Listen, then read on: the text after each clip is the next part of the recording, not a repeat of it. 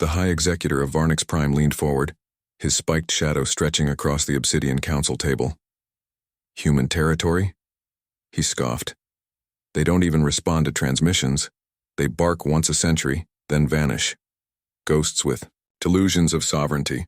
Laughter rippled through the chamber, cold, brittle. Echoes bounced off the stellar glass walls that revealed a nebula boiling in slow motion behind them. Lord Farron, the youngest of the council, smirked and tapped the sector map hovering mid-air. Unpatrolled, uninhabited, and if they were truly a threat, wouldn't we have seen them defended by now? Executor Kale tilted his head. Exactly. They've gone silent, abandoned. No fleets, no beacons, just nothing. A pause. Maybe, Farron added with a grin. They're finally extinct, the room nodded. Consensus reached. They marked the coordinates with a red sigil, claimed, and just like that, the vote was cast. Silence returned, save for the low hum of the room's anti-grav stabilizers. Even the stars beyond seemed to dim for a moment. Across the void on the edge of a dead system, an ancient satellite rotated once, its cracked dish angled, listening. Then it blinked. Transmission received. Protocol. Silent Giant. Status. Trespass confirmed. Deep beneath the Pacific Trench, a machine older than most species stirred. No announcement, no lights, just a single word carved into the core's activation protocol. Observe. And then, wake. 3 days later, on the Varnix flagship Tetrakai, Commander Voth stood at the observation deck, arms crossed behind his back. Nothing, he muttered. No resistance, no ships, no satellites. The crew around him relaxed, laughed, played music on personal comms. Voth didn't. He stared at the blackness of space like it was watching him back. Sir, should we deploy recon to the central sector? An ensign asked. No. Let the drones sweep first. There's no need to. The lights cut. Emergency protocols kicked in. Shields flared online. Gravity wavered for a moment. Who the hell triggered red alert? Voth barked. No answer. But then it spoke. Not a voice, a vibration, from the hull, a deep, slow knock, once, twice, 3 times. Then a cold synthetic voice carried on every frequency known and unknown, cut across their entire network. This zone was marked in silence. You chose to speak. The crew froze. Identify yourself, Voth growled, drawing his plasma baton. The comms crackled. Silence. And then, we are the reason your elders feared the dark. Half a sector away, a Terran warship with no designation, no registry, and no light signature slid through space like a blade. Its hull bore no markings. Its thrusters made no sound. But its wake bent physics. And in its shadow, stars seemed to flicker. In dread, Farron's voice echoed back in memory. If they were truly a threat, but threats don't knock. Giants do. The bridge of the Tetrakai was silent now. Not the silence of discipline, the silence of prey. Commander. It wasn't an echo, the sensor officer whispered. It came from outside the ship. Direct contact. Voth's brow tightened. Show me. A flicker on the holo display. Then the playback began. 3 heavy rhythmic vibrations, measured, deliberate, impossible. A synthetic knock and from open space. There's no vessel attached to the hull, the ensign stammered. It's like something passed through. The shields without triggering any breach alerts. Ships don't do that, Voth muttered. Not even Terran ones. But somewhere deep inside, a part of him already knew. This wasn't a ship, it was something else entirely. Widen the scan grid to 10 million kilometers. Maximum sensitivity. The room stirred to life. We're picking up. Nothing, sir. Not even background radiation. The officer hesitated. Wait, there's a gap. A perfect void. No signals. No cosmic rays. No matter at all. Like something is blocking every wavelength we use. A cold wave swept through Voth's spine. Location? The map expanded. And there it was. A hole, a ship-sized silhouette, where physics refused to exist. The silence wasn't just a tactic. It was weaponized. Meanwhile, on Varnix Prime, the Council watched the live feed. Dozens of advisors whispered, nervous, confused. Executor Kale narrowed his eyes. Could be a stealth vessel, possibly a new design, cloaked, non-conventional. Then why announce itself? Asked one of the elders. No one answered. Because, deep down, they all remembered. The Terran Treaty of Sector 9, the Forbidden Quadrant. The last time humanity moved in silence, entire fleets vanished, not destroyed, not defeated, just erased, like history had been rewritten without them. Back aboard the Tetrakai, lights flickered again, but this time they didn't return. Power grids being drained, Commander, the engineer yelled. Not hacked, just bled. The hull began to hum, not from within, but outside, like something massive was passing along the ship's exterior without touching it. Voth gripped the console, fingers tight. Open a direct channel. Use every frequency. I want visual, audio, even psychic transmission if we have to. Something that answers this. No response, came the reply. But sir, something's projecting us. What do you mean projecting? The officer's hands trembled. We're picking up our own battle logs, being sent back to us, edited, rewritten. The screens lit up, footage of the Tetrakai, but not as it was, as it would be. Broken, drifting, crew gone, a silent grave. That's not a threat, the comms officer whispered. It's a preview. Voth didn't speak. His eyes were locked on a single line that appeared across every console. You crossed into silence. Silence will respond. And far away, still unseen, the Terran vessel rotated once, and its engines whispered the unthinkable into space. Not a roar, a breath, like the universe itself had paused. Commander Voth stared at the looping footage, his own face, twisted in death, flickering like a cursed premonition across the main display. This isn't tactical, he muttered. This is psychological warfare. The crew watched in frozen horror as the projections shifted. Scene by scene, future moments they'd never lived began to unfold on screen. Deck fires, airlock breaches, internal mutiny. And in every frame, the Terran ship remained unseen, present, yet invisible. Watching. No, judging. Sir, whispered the helmsman, what if this isn't a threat? Voth turned slowly. Explain. What if it's already happened? What if this isn't a warning, it's a memory? That line hit harder than any cannon ever could. A long silence. Then, override all non-essential systems, bring up the emergency war map. I want real-time tracking, full external feed. But the command was ignored. The ship didn't respond. The interface didn't glitch. It refused, because it wasn't theirs anymore. Executor Kale's voice crackled over a secured channel. Commander, report, what the hell is happening on that ship? Voth didn't blink. We're not alone and we're not in control. Are you being boarded? No, he replied, jaw clenched. We're being remembered. Kale scoffed. Cryptic riddles won't help. I need data. You don't understand, Voth growled. It's not about data. It's about what we triggered. A pause. Static. Then Kale asked what no one dared before. Is it human? Down in the engineering core, sparks burst from the control array. One of the junior techs screamed, They've rerouted our failsafes. Sir, they're using our own war protocols as if they wrote them. Another console lit up. Code scrolled, faster than anyone could read.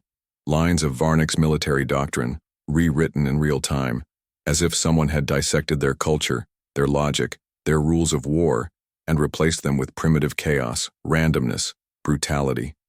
Silence. A new directive blinked onto the screen. Do not calculate us. Feel what you ignored. The lights dimmed again. Gravity fluctuated.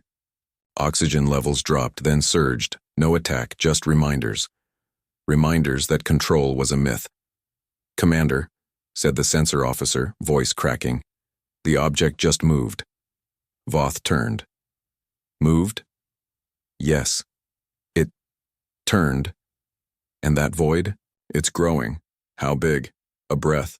Big enough to eat us. And then something new.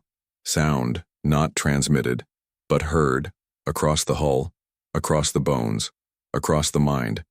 It was not a scream. It was a whisper made of steel and ancient grief. You left Earth alone. That was your mercy. Every crew member heard it differently. To some, it was a lullaby. To others, a funeral hymn. To Voth, it sounded like the end of history knocking gently on their airlock. "The fleet must engage now," roared Elder Tavir, slamming his clawed fist against the council dais. "Fire everything, flatten the sector." Kyle didn't move. He simply stared at the live feed. No battle, no resistance, just a Varnic super dreadnought drifting like a paper lantern in deep space. Motionless. "But what exactly do we fire at?" he finally asked. "Nothing's there." "Then fire at the silence," Tavir screamed. Even that sounded foolish now. On the Tetrakai, Voth watched his command dissolve. Weapon systems no longer responded to input. They responded to intention. Every time he tried to lock coordinates, the interface pulsed with static and showed him his own face. Dying alone again. "Sir, we just lost all connections with the outer patrol ships. They're still in formation, but no pings, no signals. They're just off." "Run diagnostics," he ordered. "No point," whispered the comms officer. "It's not a malfunction, it's message compression." What kind of message compresses an entire fleet into nothing? Silence. Then the ensign murmured, "A message that doesn't need you alive to be understood." A distant alarm chirped once, then fell silent. Environmental controls deactivated, then rebooted with a new UI overlay. A human system. Primitive. Ugly. Familiar to no one aboard. Yet still, it functioned better than their own. "Commander," came Kale's voice through a crackling channel. "We've dispatched reinforcement fleets to your location. 20 cruisers, 2 war moons." "Don't," Voth replied flatly. "Excuse me? Don't send anyone. If they arrive, they die. That's not your call, Commander. You're right. It's theirs." Outside, the void silhouette pulsed once. The nebula light behind it bent, like space forgot how to behave. Then, 2 new lights appeared behind it. Not engines. Eyes. And suddenly, Voth knew. This wasn't a single ship. It was a pack, and they hadn't even started yet. Down in the mess hall, crew members gathered in stunned silence. A soldier whispered, "What if this was always the plan? What if Earth wanted us to come?" Another said nothing. He just stared at his untouched food, mumbling over and over, "They let us in. They let us in." Kale's voice returned, clipped and shaking. "You will respond, Commander. This is still Varnic's territory, our rule, our doctrine." And that was the last straw. Voth leaned forward, calm as ice. "Then try ruling physics. Try explaining to the void why your crown matters. And when it laughs, remember this moment." The channel cut. No more orders. No more lies. Just Voth. And something inhuman watching from the black. The reinforcements emerged from warp in tight hex formation. 20 cruisers cloaked in ion mist, bristling with every weapon the Varnix Empire had ever perfected. They formed a wall between the Tetrakai and the dark, and for a moment, just a moment, it felt like control had returned. Visual sweep initiated, came the lead cruiser's report. "No immediate threat detected. Commander Voth, your paranoia seems premature." Voth didn't reply. He simply turned to his crew. "Watch." On every screen, the void twitched. It didn't move. It shifted. A ripple spread, like space had shrugged off its disguise. And from the darkness, a shape emerged. Not a ship, a construct, a colossus. The silhouette was jagged and unnatural, its surface etched with languages long extinct, some that hadn't even been spoken by humans. Others, not by anything carbon-based. The warship didn't glow, it absorbed light, and its eyes, those two burning cores, flared wide. Not red, not blue.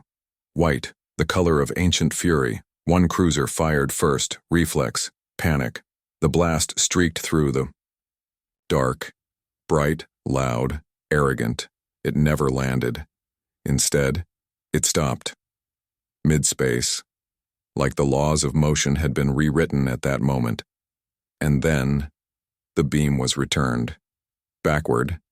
Same speed, same angle, same impact. Straight into the cruiser's core. The explosion didn't echo, it imploded. Silently. A funeral with no song. "Sir, the ship's... it's mimicking us," the sensor officer gasped. "Every movement, every protocol, it's like it's learning us in real time." "No," Voth said slowly. "It's not learning." He stepped closer to the main display. "It's remembering." Back on Varnix Prime, the council had no words. Elder Tavir collapsed in his chair. What are we looking at?" Kale whispered the only truth he had. "A sleeping giant, and we just woke it up." Inside the Tetrakai, lights dimmed one final time. Not from damage, but respect. The Terran vessel began to rotate, slow, deliberate, godlike.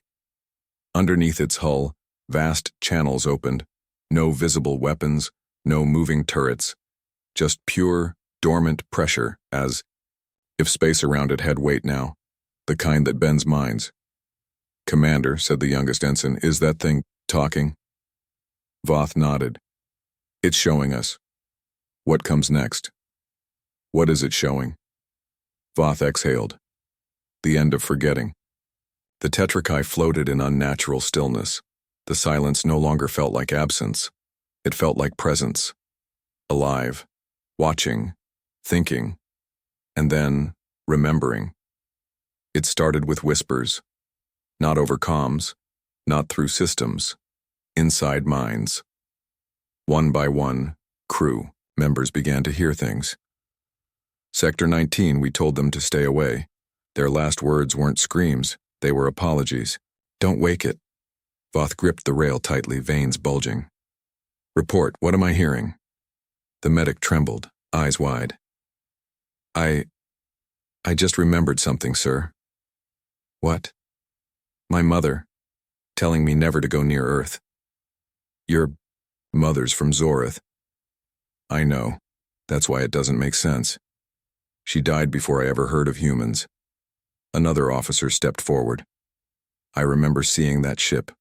That exact ship. I was crying. I was 5. There was fire." Voth turned. "You were born on a mining moon." "I know." Across all ships, crew members dropped to their knees, weeping, shouting, some even laughing.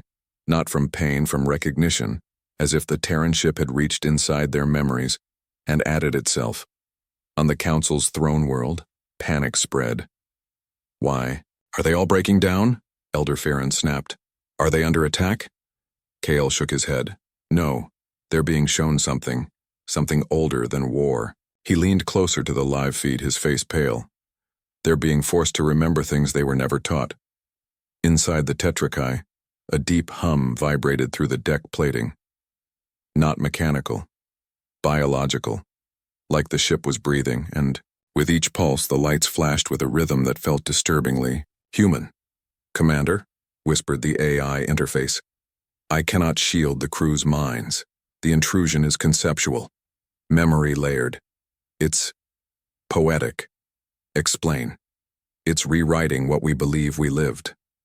Voth closed his eyes. Even, he could see it now. A memory, Earth, but not as they imagined.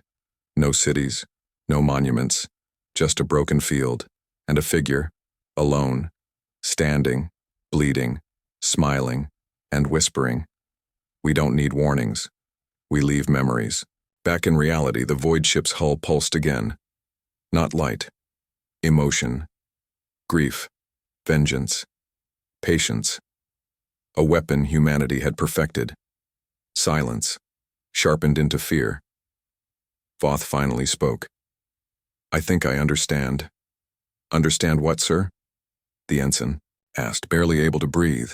"This isn't a warship," he looked out the viewport. "It's a reminder." Admiral Krylos stood aboard the lead reinforcement cruiser Gravemind V, his 6 eyes narrowing as he studied the display. "This is theater," he muttered. "Terror tactics. Illusion." "Sir?" his tactical officer asked. He turned with a sneer. "They're just humans. I don't care what tricks they've buried into our memory cores. It's code. Ghost stories." He raised a clawed hand. "Fire." Every ship in his cluster obeyed. 20 simultaneous volleys. Graviton spears. Phase disruptors. Core rippers. Each fired with perfect timing. Each aimed directly at the void-wrapped Terran construct, a light show for the ages, and not one hit landed. No shields flared, no evasive maneuvers, just stillness. The warship didn't dodge. It simply wasn't where it was supposed to be. The weapons passed through coordinates that looked correct, but now felt imagined. "Adjust targeting," Thyrix barked. "We can't," his officer stammered. "It's like space itself refuses to acknowledge its position." And then the playback began. On every screen, every ship, their own attack. Replayed frame by frame. Slowed down. Color-corrected comment. A human voice echoed over the footage. Sarcastic. "Dry intimate, 20 shots, 20 misses, no learning." The voice chuckled. "Still calling yourselves tacticians?" Across the fleet, officers froze. Some vomited. One collapsed, sobbing. Because the voice wasn't random. It was from their past. Their teachers. Their parents. Their own voices. Mimicked. "Perfectly, Admiral," the helm called out, shaking. "We're receiving personal transmissions." "What do you mean, personal?" "Messages from the dead, sir.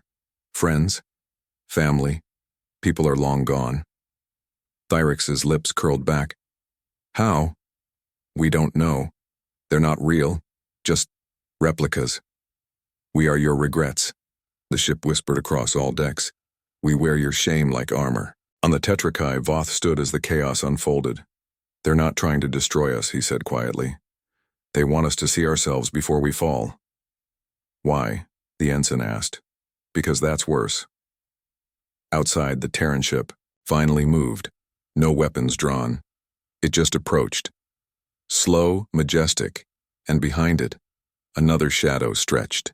A second ship, then a third, each one bearing no name, no signal, no warning. Just presence and remembrance. Back on Gravemind V, Thyrix collapsed to his knees. "We can't win," he whispered. "You can't fight memory." The void pulsed once, more. Then the lead Terran ship rotated, exposing its left flank. A symbol etched into the hull ignited, deep red, ancient, alive. Not a weapon, a name, but not in any language the Varniks recognized. "What does it say?" the ensign asked, breath hitched. Voth leaned forward, jaw clenched. "It's not a name for us to understand, it's for them." "Who?" Voth exhaled. "The ones they lost." A second Terran ship glided past the wreckage of Gravemind V, its hull a tomb of etched coordinates, each one pulsing faintly, each one a grave, a whisper of fallen systems, burned colonies, shattered battalions, every loss humanity endured, remembered with reverence. A language of scars carved into steel. And suddenly, the Varniks knew what they were looking at. Memorials. These weren't warships. They were floating tombstones with engines. Back on Varnik's prime, Elder Ferron's face was drained of color. "My great-grandfather spoke of this," he muttered. "Not in official records, in whispers, in fear." Kale turned slowly. "What did he say?" "That one day humanity wouldn't send fleets." His voice broke. "They'd send their dead." On the Tetrakai, a third Terran vessel now hovered above their command deck. Its undercarriage opened, not to fire, but to broadcast. A projection filled the main screen, black and white footage, human faces, laughing, crying, fighting, dying. They weren't warriors, they were farmers, mothers, children, survivors. One final face stared straight into the camera, a scarred soldier. He whispered, "You made us remember," then smiled. "So now, we've made you forget." The feed cut. Voth turned to his crew. "What are they doing to us?" The AI's voice returned, fainter now, almost reverent. "Not attacking. No warning. They are showing us the cost of their silence." In the distance, a fourth Terran ship emerged from the void. This one bore no symbols, just one sentence etched in fire along its spine: "You will not forget us again." Admiral Krylos' wreckage drifted silently now. No explosion, no debris, just stillness. A battlefield cleared not by force, but by memory. In the throne chamber of Varnix Prime, silence reigned. No one barked orders. No one dared blink. Elder Tavir sat frozen, his claws twitching. They didn't even retaliate. Kale's voice broke the silence. They didn't need to. He turned toward the holographic feed. The Terran ship still hovered in that impossible calm. Unmoving, unstressed, inevitable. "They're not here to fight," Kale muttered. "They're here to end something." On the Tetrakai, crew members moved like shadows. Every screen now showed a single image. A Terran monument rising slowly from a dark ocean. It wasn't made of steel or stone.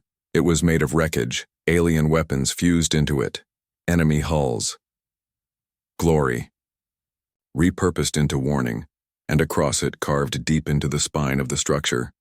For every time we were called less. For every time we answered more. "Commander," the AI said gently, "Earth has transmitted something else." "What now?" Voth asked, voice hoarse. "Coordinates." "To where?" The AI paused. "To the core of Earth." The room fell still. "What's buried there?" asked the ensign. Voth didn't respond, because in his mind he already saw it. A great cavern beneath the crust.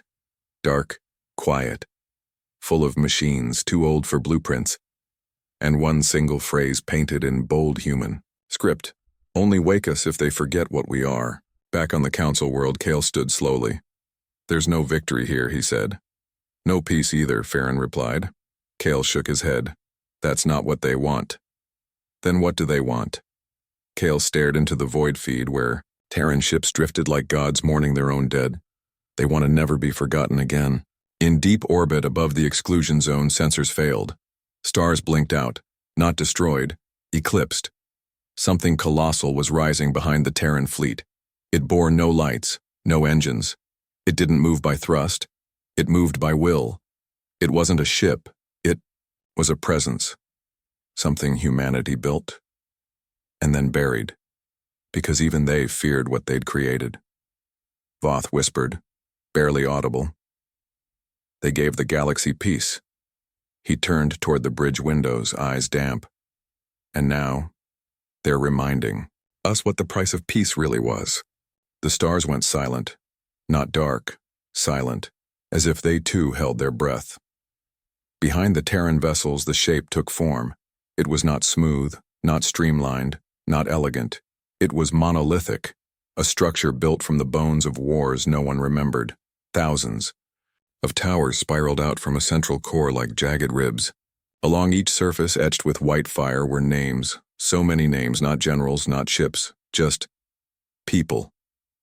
Back on Varnix Prime, Kale dropped to one knee, not in submission, in understanding. This is what they meant to bury, he whispered. "A weapon?" Elder Farron asked. "No," Kyle breathed. "A memory so powerful it could collapse empires." On the Tetrakai, the AI began to play a file. Not an audio message, a heartbeat. Slow, deliberate, humans. "Where is it coming from?" Voth asked, his voice nearly cracking. "The structure, the thing behind them, it's alive." A pause. Not biological, symbolic. And then, across every Varnix ship, screen, helmet HUD, and neural implant, a broadcast, a Terran child's voice.